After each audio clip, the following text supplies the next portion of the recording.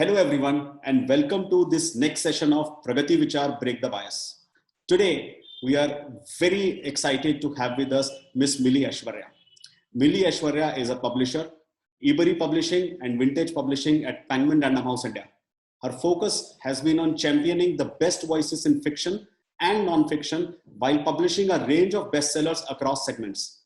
Her authors include Prime Minister Narendra Modi, Piyush Pandey, Hussain Zaidi, Yuvraj Singh, Hindol Sengupta, R. Gopalakrishnan, Karan Johar, Ravi Subramanyam, Anand Neelkantan, Navi Rajo, Shilpa Shetty, Navaneel Chakravarti, Amjad Ali Khan, Shraddha Sharma, Imran Hashmi, Sonali Bendre, Radhakrishna Pillai, and I can go on and on and on. The list just keeps growing.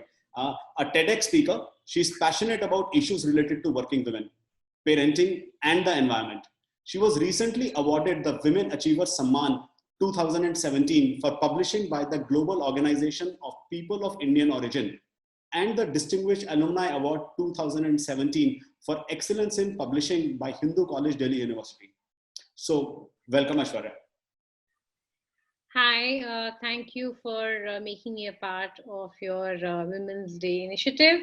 I'm very excited to be here, and I was looking at the list of other women that you have, and I think it's a great selection. So congratulations to you and your team. And I hope, we can reach out to many more women and men through our conversation today. Thank you so much. I sincerely hope so too. So let me start with asking you a question about your background. You come from Patna, in some ways known as the land of the IAS and IPS officers of our country. How does it feel to become one of India's most powerful women in publishing coming from there? Well, it does feel great, because I think in my dad's generation, a lot of my relatives too, are in the civil services and, got to the ITs and the IMs. But in my generation, I think we were all in a flux, and we also wanted to experiment with new careers. Whether it was journalism or advertising, and MBA I think was very popular when I was in college, and I was quite confused and wasn't very sure what to do. But my love for books landed me in publishing, and I'm so glad that I joined publishing because it's just like transformed my life and helped me blossom in various ways. So I think it was quite a lucky accident, but it was an accident, and I do feel proud to have contributed in whatever little way that I have. And I still get to work, with a lot of people from my state, a lot of Biharis, whether they're civil servants in publishing too, because, we work with people across industries. So it is a great feeling. I feel this profession offers us to be creative, to present the best voices, writers, ideas forth to a whole range of readers, and that in itself is very exciting. Sure. And one very exciting thing that I always find about you is most of the people, when I talk to them, and I end up talking to a lot of authors and people in the publishing industry, a lot of times authors would call their publisher as the publisher name. But in your case, a lot of the people, they say, I talked to Milee and she asked me to do this. The last conversation I had similar was with Kia Sher. I was interviewing her for a previous event, and Yes. she was talking about you and how you persuaded her on doing some of the stuff in her book as she was kind of working through that. Great. So No, absolutely. So it's a joy, right? Like, what happens with us is that we are now so trained in our head that whenever we talk to anybody, we think of books and we think of book ideas. So Kia's story is so fascinating, what happened to her and her family in 9/11 in India, and the whole journey of forgiveness that she is on to. It's amazing. I really admire her deeply, and I'm so glad that she's shared her story finally in a book. Forgiveness is a choice. And I think we all have that choice to make. In fact, we got quite a good feedback about her after the session that we did as well. So yeah, absolutely. So you're known to be very passionate about issues that are related to working women. Can you talk about some of the similar issues or some of the stuff that you have published or that you have worked on related to that? No, absolutely. I do feel that it's very important for women to continue working as much as they can. I think if you have a little bit of support at home, or you can make certain changes in your working environment, if your office is supportive, your company is supportive, I think you should not, quit once you get married or have a child, because like men, I think women also have the opportunity and should have the opportunity to continue working. So that is something that I really identify with, because for me, like, my work life is also very, very important. It's a part of me now, so I can't imagine not working, and that's why I'm very passionate about it. And in the publications and the books that we have brought out too, we do try and explore themes, around women empowerment. So we published a book called Feminist Rani with Shelley Chopra and Meghna Pant a few years back. That was a collection of stories of extraordinary women, well known and not so well known, and what they did to, follow their dreams. Recently, we published a book by Meghna again called Boys Don't Cry, which is about domestic violence, and several others. We have Usha Uttap's. I love Usha Uttap. We're publishing her biography, which is coming out, next month, and it's fascinating, her whole journey. From her voice to her persona and her performance. But she's never lost her. She never changed how she dressed or she looked. She was very proud of looking like an Indian, right? Mm-hmm. And still doing what she does with so much grace and elan and confidence. So, supremely talented person, and a rock star. We call her, India's first pop star. But what an amazing journey and amazing woman. So I do feel that you should follow your heart, and if there is something that you're passionate about, you should try and turn it into your profession.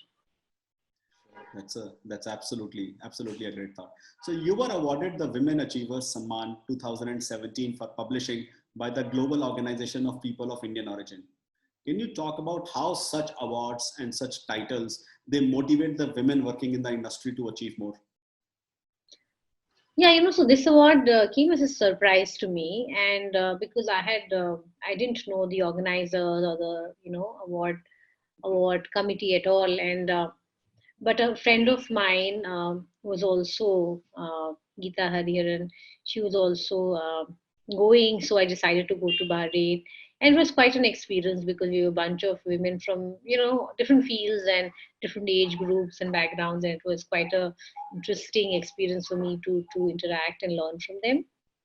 Um, and I think once you travel, when you go out of India and you are an Indian, a woman, or a man, you do feel a sense of honor, and you feel pride in being an Indian. I think that is something I definitely felt. It motivates you because you want to do more, you want to do better, you want to do things differently, and things that maybe you had not yet done. So definitely you come back all, it's a good thing. I think award and recognition is good because it does push you to excellence. Mm-hmm. Great. So let me change gears a little bit. So on the occasion of the 75th anniversary of Indian independence, eBury Publishing and Vintage announced the launch of a new imprint, Penguin Weir. Penguin Veer, I'm sorry, Yeah. dedicated to stories of the country's armed forces legacy. So how does this genre of war, defense, and military stories excite you? Oh, I think this is a big trend in India now. We all love to read, and not only read, I think even see on different platforms, whether it is film or series, stories of heroes. So whether it is the surgical strikes covered in films, or even the kind of books that we publish under Penguin Veer, they're hugely popular. And I think for the first time in India, with India's Most Fearless and some of the other books that we have published with Rashna Bistrawat and our other authors, we are able to share unknown stories, unknown for people not from the defense background, mostly, and common civilians, and shared the valor and sacrifice, of these extraordinary servicemen. So I'm very, very proud of this series. I think it has huge potential because the more we do, the more we discover. We finding so many untold stories, and there is a lot of hunger. There is a lot of excitement to read more. And India's Most Fearless, for example, has become like a cult series. Mhm. Everyone wants to read the next one, which is coming out soon. We have a huge response already for the first two, and people keep on writing to us also about these stories. We have soldiers reading it while at the battlefront, and we get pictures, sometimes from their bunkers with the book. So it's very exciting. I think it's a very gratifying feeling, I would say, that we're able to do this, and honor the sacrifice of these brave soldiers and officers. Sure. So, I've always found Indian publishing industry to be a very interesting place. And specifically, when I look at, women and women contribution in the industry, I see a dichotomy. On one side, the editors and, people who are in the trade, there is, I wouldn't even say equality. Sometimes I see more women in that versus men. However, when I go to the leadership, when I start looking at the founders, when I start looking at the CEOs across, I see a much more male-dominated portion in the industry. What are your thoughts about that? I think you're right. Publishing is dominated by women. I think it's skewed in favor of women, if I may say so. And there are a lot of publishers and top editors who are women. So I think it's a great thing. But I think even in the top, like my own, I think in Penguin exec body, women dominate. There are more women than men. So I think we do have, more than fair share of say in what happens in the company, and it is very democratic. We also are seeing, I think, now more women also trying to run their own companies, whether it was with Juggernaut and Chiki Sarkar, started her own company. So she leads that on her own. And I think you will see more of that happen. You know, there is Duckbill also, which is run by two amazing women. And that is also part of Penguin Random House Group now. Um, there is Zuban, which is feminist writings, and Urushi has been running this for quite a few years now, very successfully.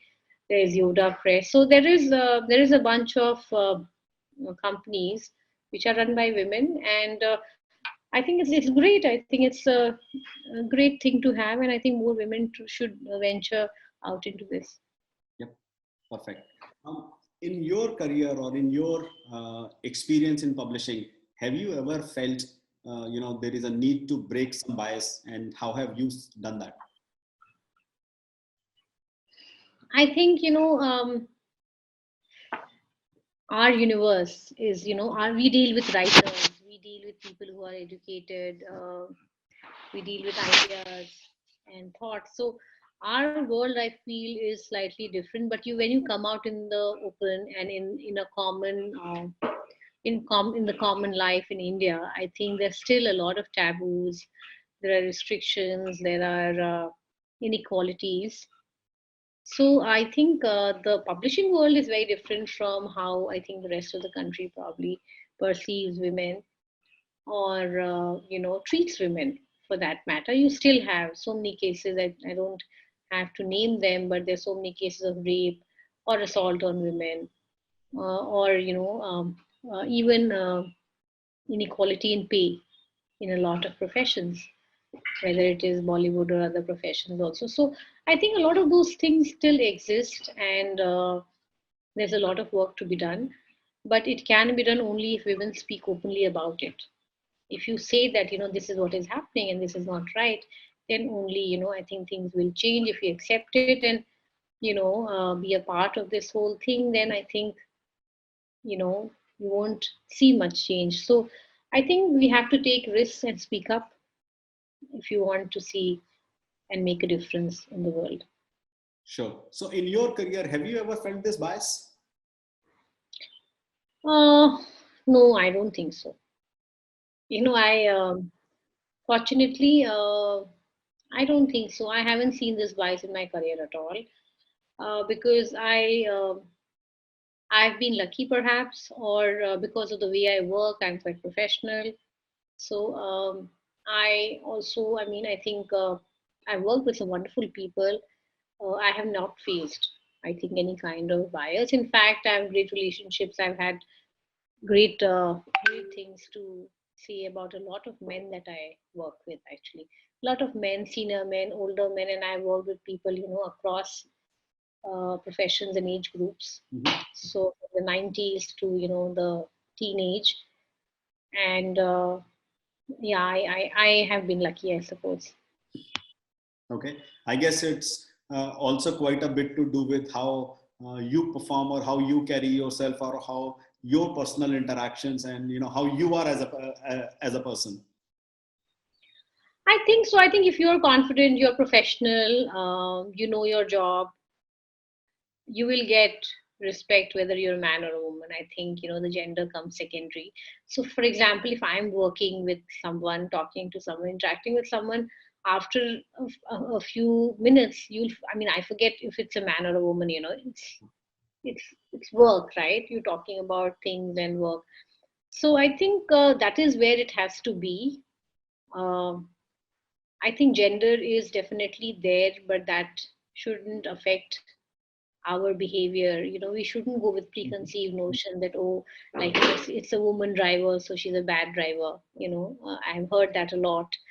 Or so now you're seeing there are like women going to fly Rafale and chart the skies. So if given the opportunity, equal opportunity, I think women can also achieve a lot. Sure. So let's get back to publishing, and let's look at the the current scenario. So the world of publishing has changed quite a bit since post pandemic. Consumer behaviors are being evolving significantly. Do you think, and how do you think the publishers need to adopt to this new mindset? And what are the skills that they should be looking at acquiring to operate at a global level? I think you have to realize that a book will be read in the future and even now in various formats. So it's not going to be only in physical. And we publish physical and ebook simultaneously. We're also very bullish about audiobooks. I think audiobooks are also the way of the future, because I love reading audiobooks also, because you can multitask. You can go on a run and listen to an audiobook. You can buy grocery and listen to an audiobook. So you can multitask and um, also be able to listen to your books. So that is a great thing, I think. And as long as we are flexible, adaptable, in sync with what readers want and technology, the combination of, I think, creativity and enterprise is really important. And so we have to respond to that. You cannot be left behind and just think that only physical books are going to matter. I think different kind of readers prefer different kinds of formats, and we have to make those available for them. Sure. So how have you been able to, best kind of accommodate COVID in your working lifestyle? Oh, it's been very tough. I can't wait to go back to work. It's been difficult because, I work from home and I have to manage not only my work life, but the home and my daughter who's 7. So she's also working from home, studying from home. So it's difficult. And my husband is an entrepreneur, so mostly, out and traveling also quite a bit. So it's been tough, and I'm waiting for the schools to open. This is also not normal for children. Yep. This is their growing age. They have to go out, interact, meet their friends, be in a natural environment, than be in front of laptops, half the day. So I do hope that the pandemic does subside or is controlled in a manner that kids can go to school, and mothers can also breathe easy a bit. So how about work-life balance before the pandemic?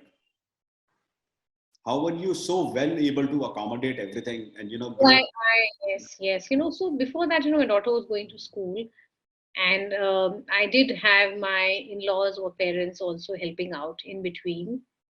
So they do help out now as well, Mhm. but because of the pandemic, we don't want them to like travel too much back and forth. So, and they are in that age group, where they are more susceptible. So it's preferable for people to stay where they are. So I think that travel is reduced, right? Um, but even with my work life and busy life, I could make time because I would do very short trips, a couple of days trips if I was traveling, and and my daughter was also going regularly to school, so she also had a routine. You need to have a routine. I think that's really important for all of us, I suppose. Mhm. So, from a work-life balance perspective, what advice would you give to other women in things that they should do, things that they could do, and the structures that they could create? I think be solution oriented and don't be tough on yourself. We can never be perfect. I also used to think like that. I wanted to be the perfect publisher and the perfect mother and the best this. You cannot do everything, and you cannot be the best at everything, so you have to be easier on yourself. You have to learn to multitask, but be kind to yourself. So it's okay, if let's say you've had a very rough day at work and you cannot do something, it's okay. It's not the end of the world. I think we also have to accept and adjust, and prioritize things. So the Mhm. less number of things you have, I think the better chance of doing them well. So rather than taking on 100 things and then really getting confused and stressed, it's better to take on the most important things and then focus on them and do them well. Okay. So, what are your thoughts on? I mean, if there are two things that you could do or that you could recommend for for this disparity between men and women, specifically in the professional circles, what would those two things be? Know that you are the best and think that you are the best. So be confident. I think confidence is something that comes from within, but if you have confidence, then it really like it reflects in everything you do. The way Mhm. you talk, your body language, your interactions with people, the way you present things or you communicate. I think confidence is really something which is key, I feel. And secondly, I think work hard, prepare. I would say Mhm. prepare. You should not take things for granted. If there's a meeting, be prepared. Do prepare, and then go for meetings or prepare for your work. Do your homework. Work hard. I think there's no substitute to hard work at any level. Sure, sure. So, in a lot of ways, what I'm hearing from you is the best way to instill women empowerment, within yourself is to forget the fact that you are a woman and maybe you're working with a man or you're working with another woman. I mean, just be a person, just know your abilities, just have the confidence to do things right, and just be there. Absolutely. This gender. I think it sometimes we also think about it too much, and I think it's important. I mean, there is the gender disparity, but in the workplace, I think you should be a professional. In the workplace, be a professional. That should be the only gender that you should have. Mhm. Do your job well, be good to others, be disciplined, organized, and all that will reflect in not only the work that you do but also how people perceive you. Mhm. Great. So we are coming towards the end of this interaction. So any thought, advice, message that you would like to leave for our audience, for our viewers? Well, I already have, I think, given more than my share of advice today, but I will say that I think just one day is not enough. It's great to have International Women's Day and for one day focus on women, but I think just be kind, be sensitive, and considerate to women every day of the year. I think that is what is the real test. So women empowerment should be for 365 days in a year, and we should speak up whenever we see any kind of disparity. Great. So be gender neutral. Only have the gender of being a professional. Be confident, and do your work well. It's Absolutely, the sky is the limit. If you do all of these things, I think no one can stop you, and you will be. I mean, you cannot imagine the things that you can achieve. So just go for it. Be confident, and have fun along the way. Never great. forget that. Always have fun. Great. Thank you so much for all of this. Thank you so much for coming on and sharing your thoughts. I'm sure the women all around will get a lot of confidence, will get a lot of empowerment listening to you, listening to how you have grown, and how you maintain your work life and everything. Thank you so much for coming on. Hope to have more. Thank you for having me on the show. Thank you so much.